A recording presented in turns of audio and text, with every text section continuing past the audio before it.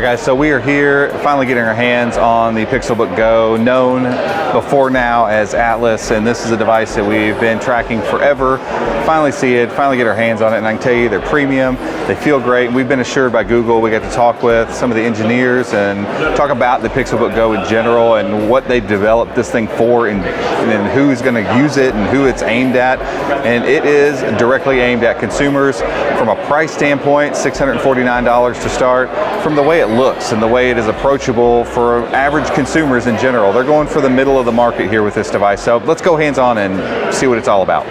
All right guys, so we're gonna check this thing out just kind of from top to bottom, and I can tell you, it's made by Google Chromebook, so it feels premium, it looks premium. This thing is super light, super thin.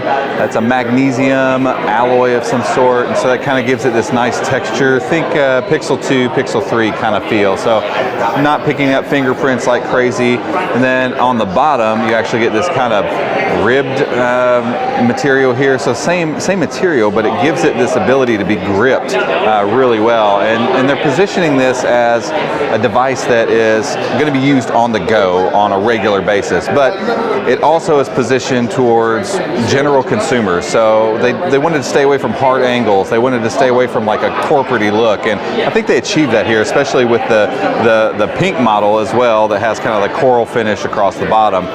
But once you open this thing up, and it will open up with just one finger open, you're met with basically the Pixelbook keyboard here with the combination of the hush keys from the Pixel Slate. So backlit, nice travel, great click, just feels good. The deck feels super solid. I mean, just absolutely rigid.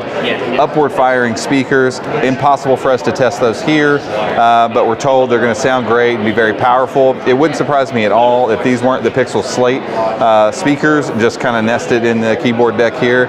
All glass, ultra wide trackpad with a great click mechanism. And again, it sounds nice and quiet as well. Up top here, we've got a 1080p, 1920 by 1080 full HD screen. There will be a 4K variant that will come, but this one is the full HD, and this is the entry-level model. So Core M3, 8 gigs of RAM, 64 gigs of internal storage. It'll spec all the way up to a Core i7, 256 gigs of internal storage with 16 gigs of RAM. The cool part about this is it's going to enter the market at MSRP of $649. So this will by far be the most affordable Google-made Chromebook that has ever hit the market right out of the gate. We're expected to see this towards the end of October for availability. Pre-orders are available now. Touchscreen, everything's nice and bright here as well. It may not look like it on video, but I can promise you the screen does look really good in normal environments. Just this, they've stuck it in an environment where there's so much light. This would mimic almost being outside, maybe under a tree or something like that. It's super bright in here, so the fact that it's holding up in this environment is pretty good. But guys, we're liking what we're seeing here. I mean, crazy light, crazy thin, and yet still feels substantial.